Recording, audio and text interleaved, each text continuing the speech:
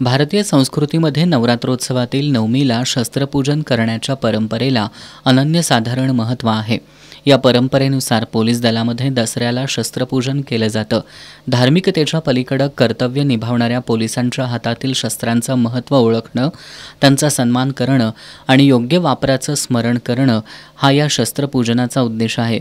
कोल्हापूर शहरातील सर्व पोलीस ठाण्यांमध्ये शस्त्र विभाग, शस्त्र भांडार, शस्त्रास्त्र पोलीस बल, सशस्त्र पोलीस बल, आर्थिक गुन्हे शाखा आणि सायबर क्राईम युनिटपर्यंत शस्त्रांसह वाहनं आणि पोलीस दलात वापरल्या जाणाऱ्या विविध साधनांचं आज पूजन करण्यात आलं।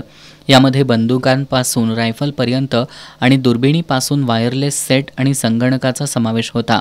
शस्त्रपूजनाचा हा दिवस पोलीस दलासाठी एक विधी नसून त्यांना कर्तव्य बजावताना सहाय्यभूत ठरणाऱ्या साधनांबद्दल कृतज्ञता व्यक्त करण्याचा दिवस मानला जातो। आज कोल्हापूर पोलीस दलात खंडेनवमी निमित्त पार पडलेल्या शस्त्रपूजनावेळी वरिष्ठ पोलीस अधिकारी, शस्त्र विभागाचे अधिकारी आणि पोलीस कर्मचारी उपस्थित होते।